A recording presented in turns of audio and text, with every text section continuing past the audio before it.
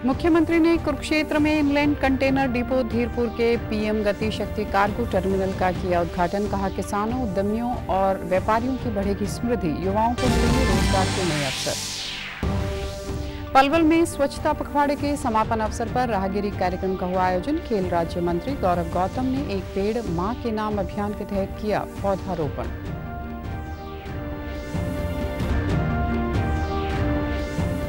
Police महानिदेशक शत्रुजीत कपूर ने जींद में पुलिस अधिकारियों के साथ की बैठक। का हरियाणा पुलिस ने देश भर में सबसे ज्यादा साइबर मामलों का किया निपटान।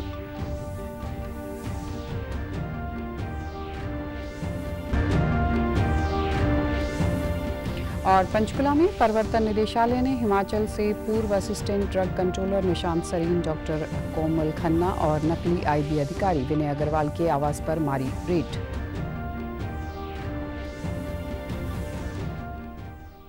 नमस्कार, मैं हूं आरजू। अब समाचार विस्तार से। मुख्यमंत्री नायब सिंह सैनी ने कहा कि हरियाणा लॉजिस्टिक्स और सप्लाई चेन के क्षेत्र में एक नई शक्ति बनकर उभरेगा। कुरुक्षेत्र के धीरपुर का अंतर्देशीय कंटेनर डिपो विकसित भारत विकसित हरियाणा के निर्माण में मील का पत्थर साबित होगा।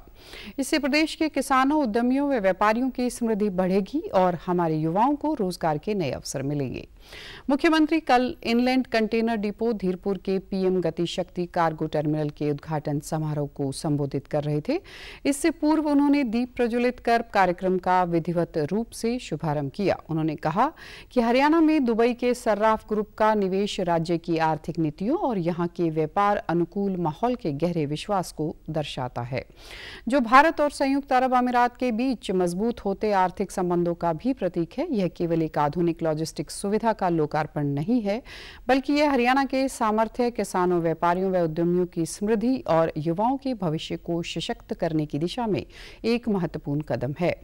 यह अंतर्देशीय कंटेनर डिपो एक ही ऐसा साहसिक और दूरदर्शी कदम है जो हरियाणा की अर्थव्यवस्था में एक नया अध्याय लिखेगा।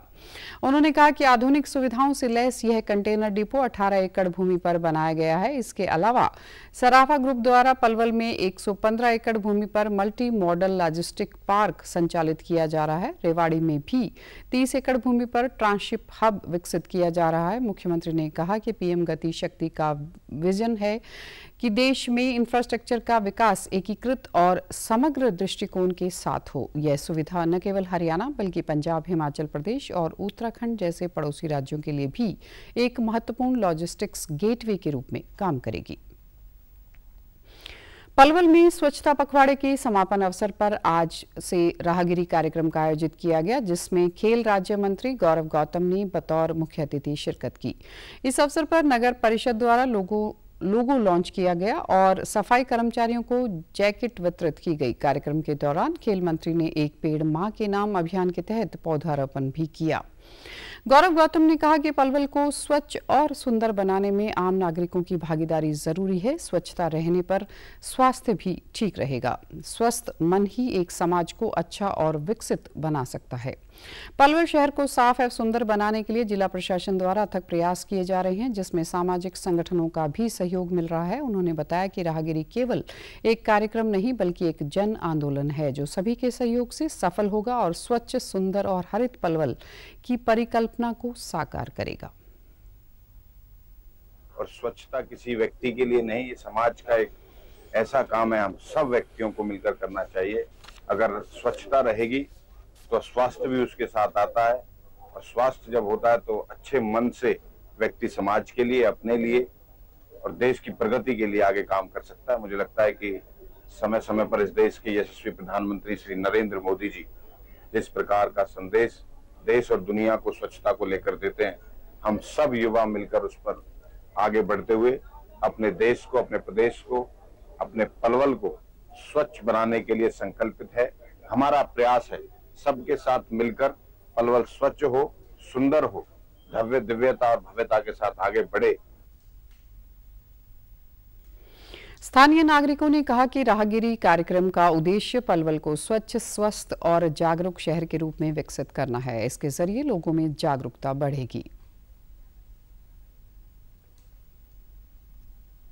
होती है और सभी नागरिक जो हैं इसमें खुलकर हिस्सा ले पाते हैं।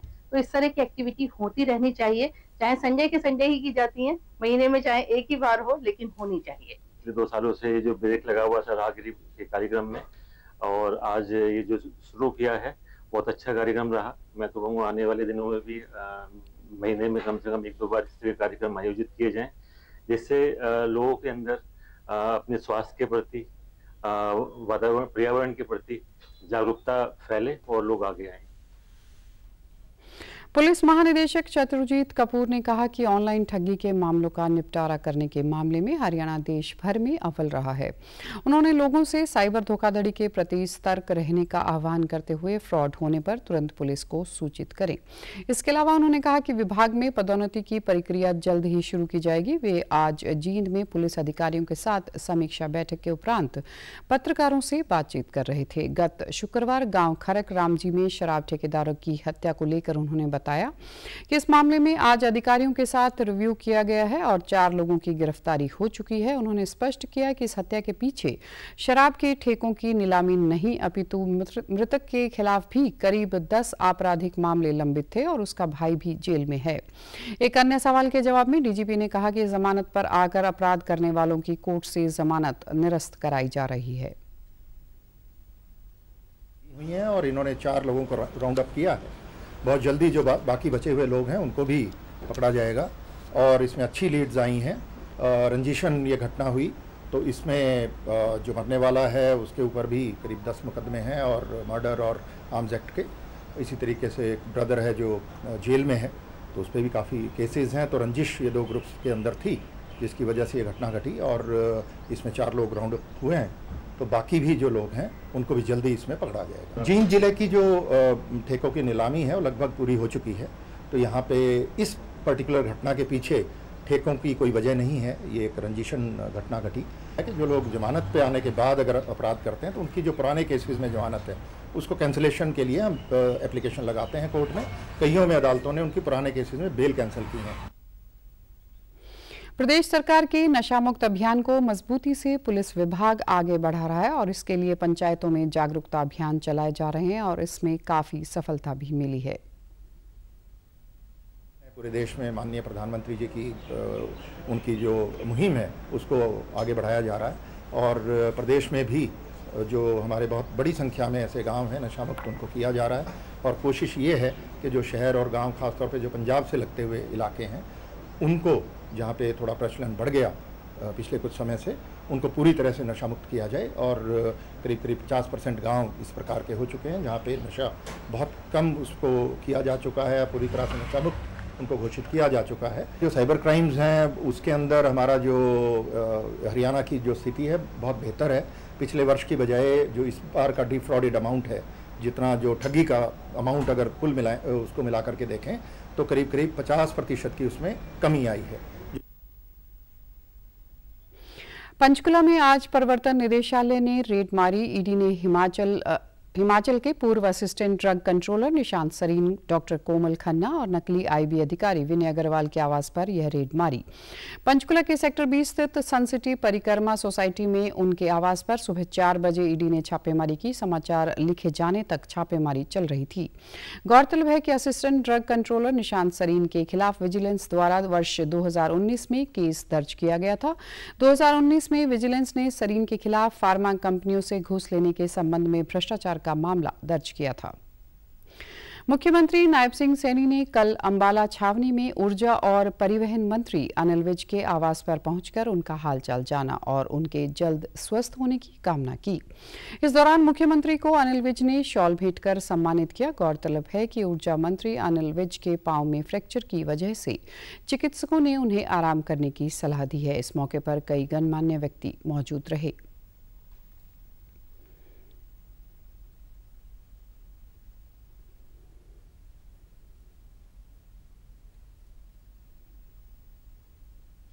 जन स्वास्थ्य अभियंत्री व लोक निर्माण मंत्री रणबीर सिंह गंगवा आज हिसार की एक धर्मशाला में आयोजित बैठक में शामिल हुए। इस दौरान उन्होंने लोगों को राज्य स्तरीय गुरु दक्ष जयंती समारोह के लिए निमंत्रण दिया। बाद में पत्रकारों से बातचीत में कैबिनेट मंत्री ने कहा कि जब से प्रदेश में भारतीय जनता पार्टी की सरकार बनी है तब से महापुरुषों की जयंतियां सरकारी स्तर पर मनाई जा रही हैं।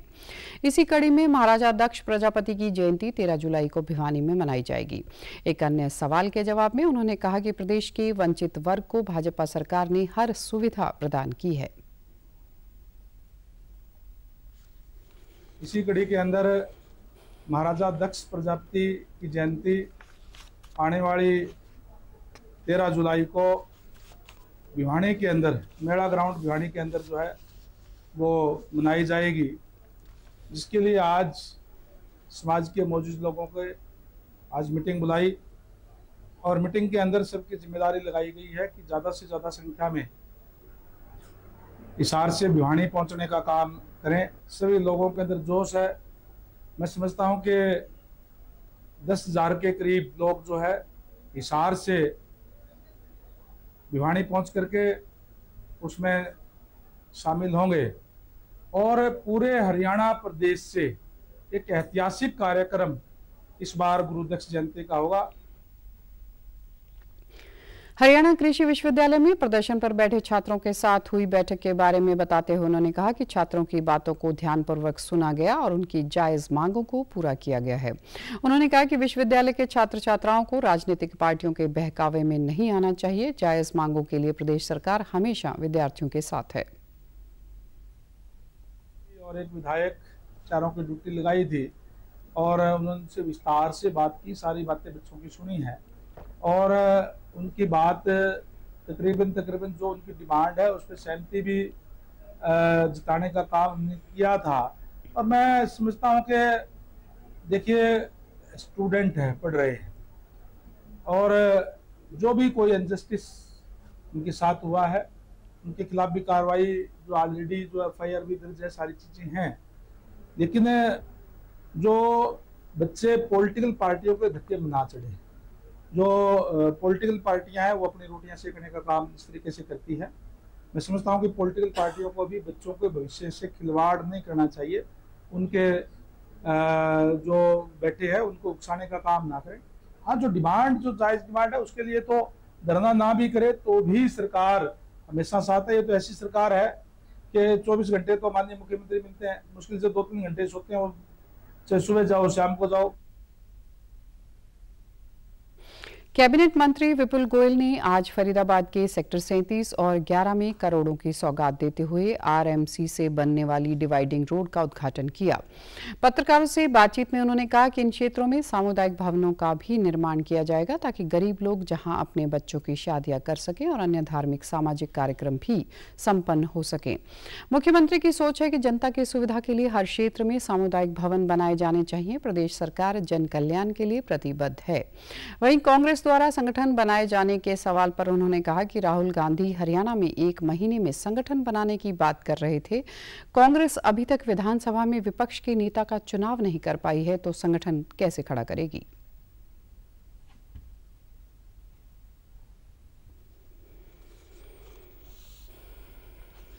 उद्घाटन किया, लेकिन पिछले कई दिनों के अंदर कई सारी परियोजनाएं जो है शुरू की गई और लोगों से मिलने जुलने का जो कार्यक्रम है उसके तहत आज मैं यहाँ पर आया और लोगों को अवगत कराया कि किस तरीके से आगे की हमारी जो योजनाएं हैं, हमारे पार्षद किस तरीके से काम कर रहे हैं। वार्ड 37 के अंदर 1 नहीं 2-2 3-3 सामुदायिक केंद्र बनेंगे और ये मुख्यमंत्री जी की भी योजना है कि हर शहर के अंदर, हर सेक्टर के अंदर ऐसे कम्युनिटी सेंटर बने जिससे लोगों को लाभ मिले।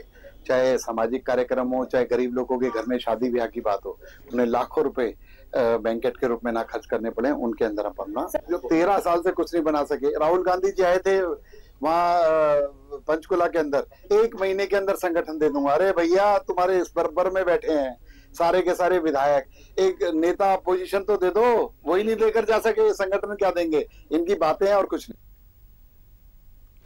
देश के भावी इंजीनियरों को तनाव मुक्त रखने के लिए एनआईटी कुरुक्षेत्र ने एक बेहतरीन तरीका अपनाया है। संस्थान में एक विशेष थॉट लैब तैयार की गई है, जहां तकनीकी पढ़ाई करने वाले विद्यार्थियों को मेडिटेशन की ट्रेनिंग दी जा रही है।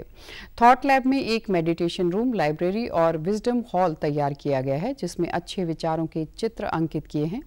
निदेशक प्रोफेसर बीवी रमना रेड्डी का कहना है कि इस लैब के माध्यम से छात्रों का समग्र व्यक्तित्व निखारा जा रहा है, ताकि आने वाले समय में छात्र तनाव मुक्त होकर समाज की बेहतरी में योगदान दे सकें।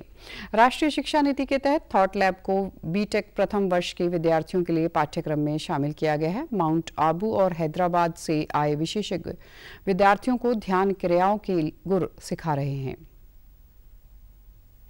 जो हमारे छात्र हैं उनके जीवन में परिवर्तन लाने के लिए ये थॉट लैब का कार्यक्रम शुरू किया गया है और इसको हमने पाठ्यक्रम में इसको स्थान दिया है, ताकि बच्चे जो हैं वो रेगुलरली इन चीज़ों के ऊपर भी ध्यान दें। ये थॉट लैब का कॉन्सेप्ट आज के परिप्रेक्ष्य में बहुत ही ज़रूरत है और जैसे मैंने हर बार कहते आया हूँ कि हमारा विद्या नीति, राष्ट्रीय विद्या नीति जो है, नेशनल एजुकेशन पॉलिसी 2020, इसमें भी इस बिंदु के ऊपर बहुत सारा ध्यान दिया गया है कि होलिस्टिक पर्सनालिटी डेवलपमेंट यानी सर्वोमुखी विकास, व्यक्ति विकास की बातें बहुत ही अहम है। जिस चीज़ को हम अपनी विद्या व्यवस्था में कहीं ना कहीं चूक हुआ है पिछले 30-40 साल की विद्या व्यवस्था में, कि ना स्कूल्स में ना कॉलेजेस में इसके ऊपर ध्यान दिया जाता है। वहीं संस्थान के विद्यार्थियों ने कहा कि थॉट लैब में मेडिटेशन करने से उन्हें तनाव से मुक्ति मिल रही है और विचारों में सकारात्मक परिवर्तन आ रहा है। सीखते हैं कि हमें कैसे अपने आप को एक अच्छे वे की ओर लेकर जाना है, कैसे हम अननेसेसरी चीजों की ओर से अपना ध्यान हटा सकते हैं, कैसे मेडिटेशन को अपनी रेगुलर लाइफ के अंदर लेकर आ सकते हैं। तो ये थॉट लैब यहाँ पर इसलिए है और प्लस यहाँ पर काउंसलिंग सेशन भी है, क्योंकि कभी कभी हमें ऐसा लगता है कि कोई तो हो जो हमारी पूरी बात को सुने बिना हमें जज किए और हमें उसका एक solution they. From the day I started practicing meditation regularly, it brings many positive changes in my life. Like I can concentrate better in my studies, it enhances the concentration level, and it made my sleep schedule better, and it even made me emotionally strong. जब मैं यहाँ आया था तो काफ़ी ज़्यादा anxiety में था, बहुत सारा हमें घबराहट होती थी। मैं अपना थॉट लैब के एक्सपीरियंस एक एग्जांपल से मैं बताना चाहता हूँ। जैसे आप किसी होटल में स्टे करने जाते हैं तो वहाँ पर आप बहुत सारी चीज़ें होती हैं जो आपको नहीं पसंद आता है, तो आप ज़्यादा उस पर ध्यान वो नहीं देते हैं, क्योंकि आपको पता है कि मैं होटल में टेम्परेरी स्टे करने के लिए आया हूँ। सेम इसी तरह क्या होता है कि हम अपने लाइफ में बहुत सारी चीज़ें हम देखते हैं, लाइफ को हम चेंज करना चाहते हैं अपने अकॉर्डिंग। जो भी चीज़ हम देखते हैं उसको हम पाना चाहते हैं। मुख्यमंत्री नायब सिंह सैनी के नेतृत्व में गत दिवस संपन्न हुए अंतर्राष्ट्रीय योग दिवस 2025 अभियान में राज्य के 37 लाख से अधिक लोगों ने भागीदारी की, जिससे यह कार्यक्रम इस वर्ष का सबसे बड़ा एवं प्रभावशाली योग आंदोलन बन गया है। इस कार्यक्रम की अभूतपूर्व सफलता से योग युक्त नशा मुक्त हरियाणा के संदेश को बल मिला है। प्रदेश की स्वास्थ्य एवं आयुष मंत्री आरती सिंह राव ने बताया कि हरित योग पहले के हिस्से के रूप में राज्य भर में इस अभियान के दौरान कुल 1,90,000 से अधिक पौधे भी लगाए गए। कुरुक्षेत्र में आयोजित मुख्य राज्य स्तरीय योग दिवस कार्यक्रम में 1,01,000 प्रतिभागियों ने भाग लिया और 1 लाख पौधे लगाए गए। उन्होंने कहा कि इतनी बड़ी भागीदारी लोगों के स्वास्थ्य और पर्यावरण के मध्य एक प्रतीकात्मक सामंजस्य को दर्शाता है। आयुष मंत्री ने इस योग दिवस के जन आंदोलन की सफलता सुनिश्चित करने में महत्वपूर्ण भूमिका निभाने वाले सभी विभागों, अधिकारियों, कर्मचारियों और वॉलंटियर्स का आभार व्यक्त किया है। उधर रोहतक में अंतर्राष्ट्रीय योग दिवस के अवसर पर आयोजित हुए कार्यक्रम में प्रदेश के कैबिनेट मंत्री डॉक्टर अरविंद शर्मा ने बतौर मुख्य अतिथि शिरकत की। कार्यक्रम में स्कूली विद्यार्थियों, विभिन्न संगठनों, सरकारी विभागों के कर्मचारियों व अधिकारियों ने योग क्रियाएं की। इस दौरान उन्होंने योग के महत्व पर प्रकाश डालते हुए कहा कि वर्तमान समय में स्वस्थ जीवन जीने के लिए योग को अपनाना चाहिए। आज पूरे विश्व में भी योग को समझा है। हरियाणा के लोगों ने तो आज योग कर एक रिकॉर्ड कायम कर दिया है। का प्रतीक तो है ही, लेकिन स्वास्थ्य को जो ऐसी महामारी, ऐसी बीमारियां जो किसी भी पद्धति से, किसी भी दवाइयों से ठीक नहीं हो सकती, वो उसको उपचार योग करता है। ये 21 जून तक ही सीमित ना रहे, योग दिवस 21 जून तक भी सीमित ना रहे, ये हमारे जीवन का, हमारी दिनचर्या बने, हमारे जीवन की दिनचर्या बने। इसको हम रोजाना, जैसे मुख्यमंत्री जी ने कहा, प्रधानमंत्री जी ने कहा, रोजाना कम से कम आधा घंटा हम योग के लिए जरूर निकाल करके इसको दें। वहीं पंचकुला में सेक्टर 1 में अंतर्राष्ट्रीय योग दिवस पर आयोजित कार्यक्रम में राज्यसभा सदस्य रेखा शर्मा ने शिरकत की। इस अवसर पर योग के क्षेत्र में योगदान देने वाले योग शिक्षकों को सम्मानित किया गया। पत्रकारों से बातचीत में रेखा शर्मा ने कहा कि प्रधानमंत्री नरेंद्र मोदी के आह्वान पर पूरे विश्व ने योग को अपनाया और स्वास्थ्य की ओर एक कदम बढ़ाया है। प्रदेश सरकार ने भी नशा मुक्त योग युक्त हरियाणा बनाने का संकल्प लिया है। संकल्प भी लिया है जो नशा मुक्त हरियाणा बनाने के लिए और योगमय हरियाणा बनाने के लिए मैं माननीय मुख्यमंत्री जी को और माननीय प्रधानमंत्री जी को दोनों को धन्यवाद देना चाहूँगी, जिन्होंने योग को जन जन के घर तक पहुँचाने और जन जन को भागीदार योगा में बनाने के लिए ये बहुत बड़ा कदम भारत ने लिया है। कुछ वहीं करनाल में भी कल 11वां अंतर्राष्ट्रीय योग दिवस धूमधाम के साथ मनाया गया। इस अवसर पर बुजुर्ग, महिलाएं, युवा और बच्चों ने उत्साह के साथ योग क्रियाएं करते हुए योग दिवस को सार्थक किया। विधायक जगमोहन आनंद और स्वच्छ भारत मिशन हरियाणा के वाइस चेयरमैन सुभाष चंद्र ने कहा कि प्रधानमंत्री नरेंद्र मोदी के अथक प्रयासों से आज पूरी दुनिया में भारतीय योग को पहचान मिली है। उन्होंने स्वामी रामदेव को योग का पुरोधा बताते हुए कहा कि उनके कारण आज घर घर तक योग पहुंचा है। मुख्यमंत्री आदरणीय श्री नायब सैनी जी के आह्वान पर, अपील पर पूरे प्रदेश में आज नशा मुक्त योग युक्त ये कार्यक्रम जो है आयोजित किया गया। और मैं सभी से अपील करता हूं कि जैसे प्रधानमंत्री जी ने कहा कि आई नहीं भी, मैं नहीं, हमसे, हम अपने जीवन में योग को जोड़ें और योग का हिस्सा बने और बनाएं।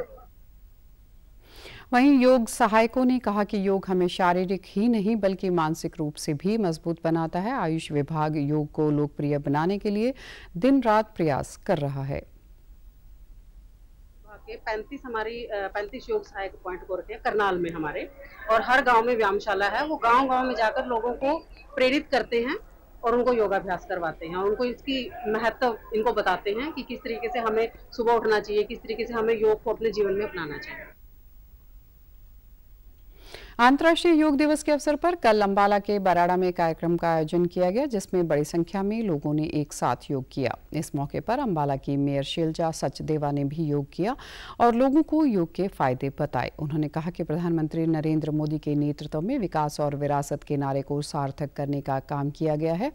उन्होंने जन कल्याण के कार्य करवाते हुए आधारभूत ढांचे को मजबूत किया और भारतीय संस्कृति या विरासत को संजोते हुए दुनिया के सामने रखने का काम किया गया है। बहुत अच्छी चीज है, करो योग रहो नियोग। और हमारे जो माननीय मुख्यमंत्री जी हैं नायब सैनी जी, उन्होंने योग युक्त हरियाणा और नशा मुक्त हरियाणा एक मुहिम चलाई है। उसके अंतर्गत जैसे ही हमारा हरियाणा योग युक्त हो जाएगा तो वो अपने आप ही नशा मुक्त होने की तरफ चल पड़ेगा। किंतु क्योंकि जो योगी व्यक्ति होगा वो उसको अपने स्वास्थ्य की चिंता रहेगी, तो वो बच्चे नशे की तरफ उनकी प्रवृत्तियां नहीं रहेंगी, तो हमारा हरियाणा अपने आप से नशा मुक्त होता चला जाएगा। इसके लिए मैं अपने माननीय मुख्यमंत्री नायब सिंह सैनी जी का बहुत धन्यवाद करती हूँ कि उन्होंने ऐसा स्लोगन दिया और ऐसा नारा जो हमारे पूरे हरियाणा के बच्चों को प्रभावित करेगा और हमारे हरियाणा का भविष्य निश्चय ही सुदृढ़ और सुंदर हो। वहीं स्थानीय लोगों ने कहा कि यह दिवस हमें योग करने की प्रेरणा देता है। उन्होंने प्रधानमंत्री का आभार व्यक्त करते हुए कहा कि योग से एक और जहां शरीर स्वस्थ रहता है तो वहीं दूसरी ओर मन को भी शांति मिलती है। योग दिवस हमारे जीवन शैली के लिए बहुत ही फायदेमंद है और यह हमारे स्वास्थ्य के लिए ही बहुत ज्यादा फायदेमंद है। योगा करने से हमारा शरीर, हमारी सारी चीजें तंदुरुस्त रहती हैं और योग हमारे बच्चों के लिए, हम सब के लिए ही बहुत फायदेमंद है। और मैं प्रधानमंत्री जी का बहुत बहुत आभार व्यक्त करती हूँ। योग के बहुत फायदे हैं। इससे एक तो शरीर बिल्कुल सही रहता है। गृहिणियों के लिए योग बहुत जरूरी है क्योंकि उन्होंने दिन भर सारा दिन काम करती है, इसलिए उनके लिए कुछ टाइम योग करने के लिए बहुत जरूरी है, जो शरीर में स्फूर्ति लाते हैं। अंतर्राष्ट्रीय योग दिवस के अवसर पर कल फतेहाबाद के MM कॉलेज में योग कार्यक्रम का आयोजन किया गया। इसमें बड़ी संख्या में योग साधकों ने भाग लिया। इस दौरान उपायुक्त मनदीप कौर ने कहा कि योग हमें शारीरिक और मानसिक रूप से स्वस्थ रखता है और समाज को नशे से मुक्त करने में महत्वपूर्ण भूमिका निभा सकता है। उन्होंने पौधारोपण अभियान की सराहना करते हुए कहा कि हरित योग के तहत पौधारोपण पर्यावरण संरक्षण के साथ योग के संदेश को जोड़ता है, जिसे हम और विस्तार देंगे। वहीं शामिल योग साधकों ने कहा कि योग तनाव कम करता है और हमें नशे जैसी बुरी आदतों से दूर रखता है। बीमारियों से बचे रहने का सबसे मजबूत हथियार योग है और इसलिए हर व्यक्ति को हर रोज सुबह योगा करना चाहिए। इस वर्ष की theme yoga for one earth one health है, जो पर्यावरण और स्वास्थ्य के बीच सामंजस्य को दर्शाती है। सारे दोस्त आए और मेरे परिवार वाले भी आए हैं। मुझे यहाँ पे बहुत अच्छा लग रहा है। योग के बहुत सारे फायदे होते हैं, योग से बीमारियाँ भी दूर होती है। मैं तो कहता हूँ आज ही नहीं, हमें हर दिन योग करना चाहिए। योग का बहुत ही फायदे हैं। जैसे हमें स्वस्थ रहना है तो जैसे योगाचार्य बताते हैं भी सुबह उठ के जल्दी उठो, अपना जीवनचर्या से फ्रेश होके जो भी योग करते हैं तो उसके अंदर हमें काफ़ी स्वास्थ्य लाभ मिलता है। आज के भाग दौड़ वाली ज़िंदगी में जैसे लोग बहुत ज़्यादा टेंशन में रहते हैं, दवाइयाँ खानी पड़ती हैं BP की, हार्ट की और की। यदि हम लोग निरंतर लगातार यदि योग करते हैं तो हम इन बीमारियों से बचे रह सकते हैं। ऑपरेशन सिंधु के तहत ईरान से छात्रों और नागरिकों को स्वदेश लाने का सिलसिला जारी है। इजरायल ईरान संघर्ष के बीच भारत को एक अहम कूटनीतिक सफलता मिली है। भारत ने तेहरान को राजी कर लिया है कि वे निकासी उड़ानों के लिए अपना हवाई क्षेत्र खोलें। इसका नतीजा अब तक यह है कि 6 विशेष उड़ानों के जरिए करीब 1100 से ज्यादा भारतीय नागरिकों को सुरक्षित स्वदेश लाया जा चुका है।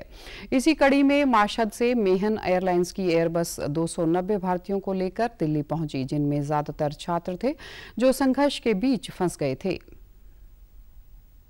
कंडीशन में क्योंकि कल जहां मस्जिद में स्टे कर रहे थे, इवन के कल शाम वहां पर भी अटैक हुआ था। कल शाम इवनिंग में तो बहुत पैनिक्स थी हमारे साथ। जो लड़कियां थी खासकर वो ज़्यादा सेंसिटिव होती है, तो कुछ मतलब बहुत घबराई हुई थी। तो लेकिन फिर भी बहुत अच्छा फील हो रहा है। जब हम अड़क में थे अपनी यूनिवर्सिटी में, वहाँ तो अटैक नहीं हुए थे एक भी, लेकिन जब हमें कम लेके जाया गया और फिर वहाँ से हमें मशहद लेके जाया गया तो मशहद में अटैक में तो फिर हमें डर काफ़ी ज़्यादा लगने लगा कि बहुत ज़्यादा अटैक हो रहे हैं ये वो। ठीक है, लगभग 20 मिसाइलें हमने देखी अपने आंखों से कि 20 अटैक जो है इंटरसेप्ट हुए हैं। उस टाइम में बहुत सारी लड़कियाँ घबरा गई, उसमें बहुत सारी लड़कियाँ बेहोश तक हो गई। प्रॉब्लम तो नहीं, बस थोड़ा वरी थे, डर लग रहा था बस थोड़ा। एम्बेसी ने किससे मदद बहुत हेल्प करी एम्बेसी ने हम लोग की, और समझो उसी के थ्रू हम लोग आए हैं। संपर्क किया एम्बेसी को कॉल करके, उन्होंने तुरंत हम लोगों का नंबर नोट किया और फिर रात में वो हमारे लोगों के होटल हम लोगों ने बताया। तो जैसे हम लोगों ने संपर्क किया, उन्होंने कहा कि आप तेहरान छोड़ दीजिए। हम लोग तेहरान छोड़ के से कुम गए, मगर वहाँ भी फायरिंग और सब कुछ देखने को मिल रहा था। ईरान से भारतीयों के साथ साथ श्रीलंकाई नागरिकों को भी सुरक्षित निकाले जाने को लेकर श्रीलंका ने भारत के प्रति आभार जताया है। श्रीलंकाई विदेश मंत्रालय ने अपने आधिकारिक प्लेटफॉर्म एक्स पर लिखा, ईरान से भारतीयों के साथ साथ श्रीलंकाई नागरिकों को सुरक्षित निकालने में समय पर सहायता प्रदान करने के लिए श्रीलंका भारत सरकार का हार्दिक आभार व्यक्त करता है। यह एकजुटता का कार्य भारत और श्रीलंका के बीच मजबूत और स्थायी साझेदारी का प्रतीक है, जिसकी श्रीलंका की जनता हृदय से सराहना करती है।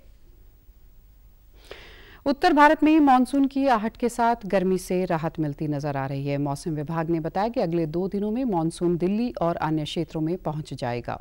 आज से 26 जून तक हरियाणा, चंडीगढ़, उत्तर प्रदेश में तेज बारिश होने की संभावना जताई है। इसके साथ ही आज से 27 जून तक बिहार, झारखंड, मध्य प्रदेश, छत्तीसगढ़, पश्चिम बंगाल में वर्षा होने के साथ आंधी और बिजली गिरने की भी संभावना है। मौसम विभाग ने आज के लिए पूरे हरियाणा में बारिश का अलर्ट जारी किया है, जिसमें अंबाला, करनाल, कुरुक्षेत्र, कैथल, जींद, फतेहाबाद, हिसार और आसपास के क्षेत्र शामिल हैं। इन जिलों में से कुछ एक क्षेत्रों में मध्यम बारिश और 30 से 40 किलोमीटर प्रति घंटे की रफ्तार से हवाएं चलने का भी अनुमान है। हरियाणा कृषि विश्वविद्यालय के कृषि मौसम विज्ञान विभाग की ओर से यह अलर्ट जारी किया गया है। साथ ही विभाग ने बारिश से फसलों के बचाव के लिए सुझाव भी जारी किए हैं। मौसम विभाग ने 22 से 25 जून तक प्रदेश भर में बारिश के आसार जताए हैं। इसके अलावा प्रदेश में 28 जून तक मानसून पहुंचने की संभावना है, जिससे आने वाले दिनों में अच्छी बारिश की उम्मीद है। समाचारों में आज इतना ही। नमस्कार।